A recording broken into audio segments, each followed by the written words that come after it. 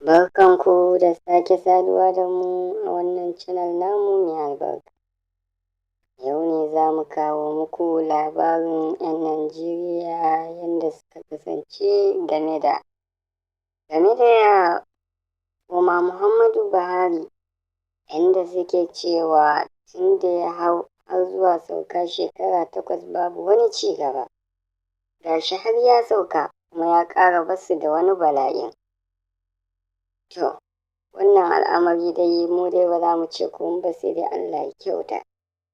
Inda ma wani garin cewa Allah ya kyauta ga ya faɗa ga wani mutum, wai shi nan ya ji wahala, wai saboda Baba Buhari ya saka su a cikin kunci, ya ce shi duk rayuwar da ya ji ma sanadiyyan wane ne, wai sanadiyyan Buhari. Shi ne wani yake ce mai Allah ya kyauta, inda yake cire mai zagi ana zaune lafiya kawai daga Allah ya kyauta. To, wannan al'amari sai dai mu ma na ce Allah ya kyauta. Inda har 'yan Najeriya suke cewa duk wanda ya ci zalin wani Allah zai bi mai haƙƙinsa. Suke cewa ma malamansu sun faɗa, kuma sun faɗa mashi ya ji amma ya take sani, kuma ya sani su sun sani amma ya take ta.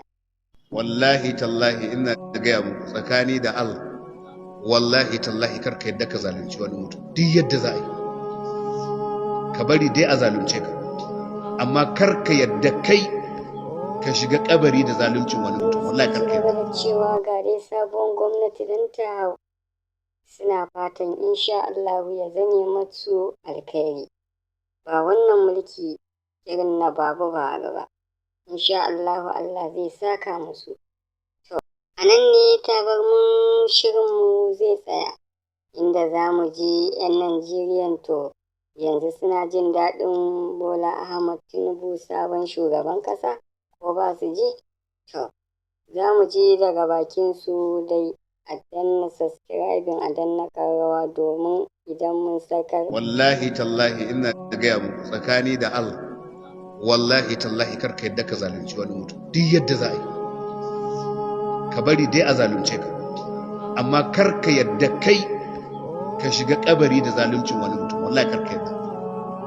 Duk abin da ka san ba naka bane ka mayar wa mutane, don wallahi akan wannan gadar zai tsayar da kai, akan wannan siradin zai tsayar da kai, ya gaya maka ya ce a lokaci kaza ka san ka zalunci